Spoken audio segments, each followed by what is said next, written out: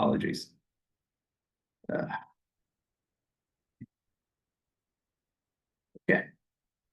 Take it away. All right. So hello, everyone. Thank you for being here. I'd like to just extend a thanks for everyone staying through here today, and a large thank you to Dr. Roth for allowing me to be here today and allowing me to present. Kind of in the theme of having some people who are not exactly classicists. I am not one.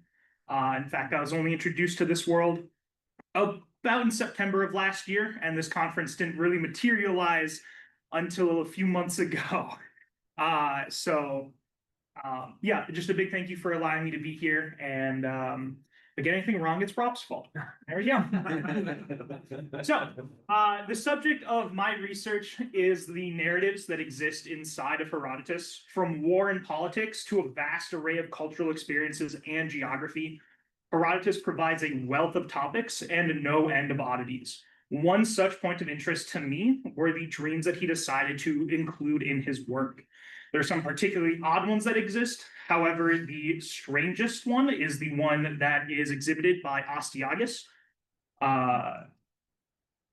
Strangest one is exhibited by Astyages. And over the course of the day, we will be diving into Astyages' dream, how that kind of plays into Cyrus's origin story, and how Herodotus uses these dream narratives to frame larger messages in his work. I do also apologize. I have very chunky quotes. I will not be reading them direct. So the opening dreams in Cyrus's tale are a simple prophecy of his birth that come from Astyages, his alleged grandfather. And they come as a pair of dreams with some distinctive characteristics. The first of the two features his mother, Mandane, urinating so heavily it destroys his city and floods the entirety of Asia. Yes, this gets weird. This dream causes Astyages to exile Mandane in fear of its meanings. The second dream comes about a year after the first and features vines sprouting from Mandane's genitalia, which also cover all of Asia. However, after having this dream, Mandane is brought back after it's determined that the meaning of the vine dream is more positive than the negative implications of the urination. So breaking them down as we go, the vine dream is fairly simplistic in its meaning, quite clearly. As stated, the vines are meant to depict control and influence, and their origin point of Mandane signifies that Cyrus, the prophet's child, will be king. What is less apparent and less direct is the dream involving the urine. It can be inferred with the imagery of a flood that the dream prophesied destruction, and certainly that may be why Astyages exiled Cyrus in Herodotus's tale. However, as the I'm so sorry, I misspoke. Why Astyages exiled Mandane, not Cyrus. My apologies. However, as the urine dream is more ambiguous, there's potential for more meanings, and it is here that we can turn to some interpretation guides, because this hasn't gotten strange enough. So the first of our guides we're going to look at is just Artemidorus, who is an avid scholar of dream interpretations. In particular, we're interested in the work, the Oneirocritica, made sometime between the 2nd and 3rd century. The work itself aims to be a comprehensive guide for interpreting dreams, as well as a contemporary criticism against the practice of dream interpretation. In his work, Artemidorus details many different dreams and their interpretations, though more importantly, he also categorizes them into different groupings. Chief among them are the enhypnion and the oneiroi, which are to mean significant of things in the present and significant of things in the future, respectively. There are further subcategories that can be discussed, but important to our discussion here today is that Artemidorus defines two of them as direct and allegorical. Using this framework provided by Artemidorus, we can contextualize Astyages' dreams in a more of a Greek context to fit the theme of prophecy and allegory. However, it is a little limited because we are talking about Cyrus, a Near Eastern king, and so we can then turn to a different source we can then turn to a different, more Near Eastern oriented source for perhaps some better insight. Ooh, wrong way. So take a few seconds, read it, enjoy it, pick out your favorite ones. This material comes from an Assyrian dream book, which is not necessarily a book, it was just a collection of cuneiform tablets And a lot of the entries in that book are from around the 6th and 7th century, with the majority of them falling in there. And these are the ones that pertain to the topic today. There are more entries than just these, I think 14. And as we can see, as crude as they are, the possibilities for the interpretations of this Urine dream that could have potentially been given to Astyages are many, that are also varied in their response. There is stuff where he will have a child, the child will be king, he will lose everything. The child he has will revolt against him. These are all very possible interpretations with these guides. And inevitably in Herodotus' histories, we do see that all three of these do come true, which we will get to a little bit later. So the confusion of the possibilities of the flood of the urine is made clear by the reinforcement of the vine dream, which is to indicate that Cyrus is going to rule. However, this does ask the question of what do these dreams have to do with the different narratives that exist?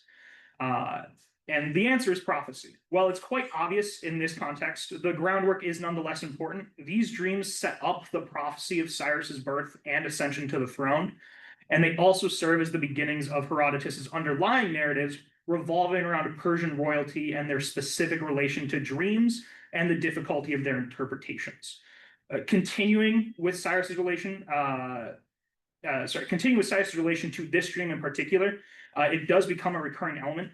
We see later in Herodotus's story that when Cyrus is born, he is ordered to be killed, an order that does go disobeyed, where Cyrus grows up in an effective exile. His identity is revealed wrong one.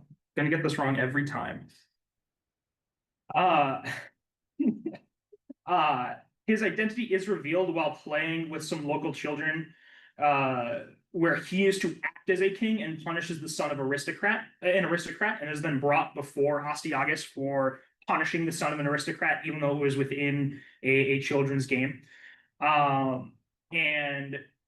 His identity becomes revealed, and after talking with his dream interpreters, Astyages deems that the dream of Cyrus becoming king was fulfilled and that he no longer has to worry about it. And so he then proceeds to send Cyrus to live with his birth parents in Persia. And we know, of course, that when Cyrus grows up, he does lead a successful campaign against Astyages and takes the throne. However, the event of Cyrus's childhood and Astyages' confidence that the dream has been harmlessly fulfilled feeds back into the starting narrative themes that Herodotus begins to set up. We see from Astyages' conferral with his interpreters the difficulty with deciphering dreams, but moreover, we see that actions taken to avoid the prophecy serve to fulfill it instead. From Cyrus, we see that the notion of being prophesied to rule is prevalent in his life at every step. And this theme of prophetic leadership shows up later at the end of Cyrus's tale as well. However, this time it invokes more the prophecy of Darius's ascension to the Persian throne than Cyrus.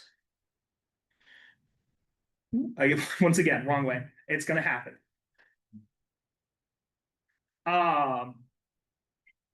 So this dream, this final dream in Cyrus's tale, comes at the very end of his lifespan in Herodotus's histories, and it depicts Darius with sprouted wings, casting shadows over Asia and Europe. Cyrus himself is said to have interpreted this dream as a betrayal of his reign. However, Herodotus tells us that, in fact, the dream is meant to mean that Darius will come to reign over both Europe and Asia. How much of that actually happened? That's up for you guys to debate.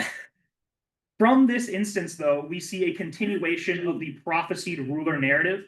And although this time, instead of telling the birth of a child, it is showing the continuation of the Persian Empire under Darius's rule. This instance also shows the beginning of a common trait amongst these prophecies, which is that those who self-interpret their dreams are prone to wrongful interpretations. Though we are skipping the chronological order here, there is one more instance involving Darius's ascension that I would like to mention, and this kind of plays in more to this continuing narrative that Persia is kind of divinely associated. And that is, well, it's not exactly a dream. After Darius succeeds in his coup of the existing Persian royalty of the Magi, and he kind of creates his own game that he rigs, it is said in Herodotus that, it is said in Herodotus that after he wins this game, that well, actually, it's just right there. But it is said that that a lightning bolt happens and a thunderclap sounds in a clear sky to give this sense of divine approval. So shifting back, though, to the chronological order and back to our themes of more prophetic leadership and wrongful interpretations, the next in line is Cambyses. Well, Cambyses has comparatively few dream relations in his story to Cyrus. The dream he does have does visit him in a manner similar. Well, I did it again. Yeah. It comes to him while out on a campaign, similar to Cyrus's death dream, and he receives a vision that his brother Smerdis is sitting upon the throne with his head touching heaven. He had interpreted this dream to mean that he had been betrayed by his brother, whom he sent back to Persia prior to receiving the dream, and in a response, Cambyses ordered him killed. However, it is revealed later that Smerdis in the dream was not the same Smerdis as Cambyses' brother, but rather the name of one of the Magi in his court, who took power during Cambyses' absence. This revelation leads to Cambyses' death and the end of his episode. While not exactly similar to Cyrus in that the dream did not portend his death, it did signal his downfall and the end of his continued reign of the Persian Empire. And once again, the motif of self-interpretation appears, and once again, the self-interpretation was wrong. Additionally, we also see once again that efforts to subvert the visions shown prove to be futile and have unintended consequences. And to kind of bridge this gap to also show that it's not exclusively related to Persian nobility, we see a similar thing happen to Hippias, who before, I believe it was the Battle of Marathon, who has allied himself with the Persian Empire, but is not explicitly of Persian nobility at this stage. But he also has another dream the night before battle in which he sees himself sleeping with his mother and portends this to be, I need to remember, interprets this to mean that the campaign will be successful and that he will retake the throne and die in Greece. However, it is revealed to him through another message of him losing a tooth to a coughing fit that the invasion will fail and that he will not reclaim his rule. Here again on display is this aspect of self-interpretation and the inaccuracies that they bring, but different to Cyrus and Cambyses, the dream does not signal his immediate death or the loss of his throne, just his failure to retake said throne. Now, there is up to this point, we have talked a lot about the narrative function these dreams serve, from sending the message that dream interpretations are risky and how they function as literary devices. However, there's one last narrative function that all of these stories serve, and that is propaganda. Because, of course, it's rather obvious that these stories are propagandistic in their nature, but it is still worth looking into the ends that they serve. And while there is a mountain of topics to pick from in Herodotus, to keep kind of within the focus of Cyrus, we will stick to his relationship with Astyages and his ascension to his throne. I have chosen to focus on Astyages and Cyrus's ascension because there is evidence to prove contradictory to Herodotus. In a particular point to his relationship to Astyages, his alleged grandfather by Herodotus, there exists contrary lines of evidence within the Cyrus cylinder in which he traces his lineage through Decyphered. I don't know how to say that name, you'll have to forgive me. This is further compounded through other evidence that details how Cyrus and Astyages created together an image of Cyrus being an heir, along with creating familial ties through a marriage to Astyages' daughter. This behavior from Cyrus and Astyages is also not unique. We see similar behavior from Darius after his successful coup attempt, where on his Behistun inscription, he also draws lineage through Decyphered in order to find common ancestry with Cyrus. In addition, he too creates blood ties through the marrying of, I believe, 2 of Cyrus's daughters. The rise to power that Herodotus describes is also at odds with some contemporary evidence. To hear Herodotus tell it, Cyrus's rise to power was helped in large part by Harpagus, the very same man who Astyages ordered to kill Cyrus as a child. Herodotus puts much of the revolt in Harpagus' hands and has him incite Cyrus to rebel against Astyages and take the throne.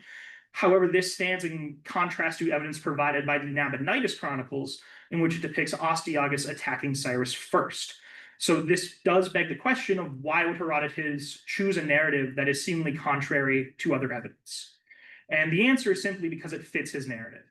And to Herodotus' credit, he admits that he knows of several origin stories for Cyrus, but specifically told this one. And by presenting this narrative in which Harpagos incites Cyrus to revolt due to the actions of Astyages, he brings full circle the narrative elements of his dream.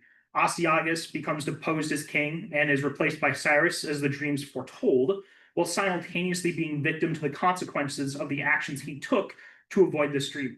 Because if he did not exile Cyrus, they would not have had this kind of relationship with Harpagos.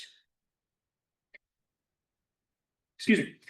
So through the choices made by Herodotus to tell this specific origin story of Cyrus, he paints the picture of Cyrus being a larger-than-life ruler with this divine imposition to be ruler of Persia. We know that it is both Near Eastern and Greek tradition that dreams can be considered messages of the gods and potential ways of communication. And it should be noted that Cyrus is not the only character in Herodotus to be associated with deities and dream visits, as we've already discussed. However, it is Cyrus who stands out in Herodotus through his continual dream visitations and this continuing kind of presence of his prophecy dream throughout his episode in Herodotus. So just to kind of wrap up here, Herodotus uses dreams and their interpretations to present specific narrative devices. We see the child of prophecy in Cyrus and divine ordainment in Darius. Additionally, he sets up the dangers of dream divination as a through line in his narrative, and most prominently in Astyages and Cambyses. Through his specific choices in creating his narrative, he frames the rise of the Persian Empire as something that was preordained and paints its sustained existence as divinely approved and divinely protected. Thank you very much.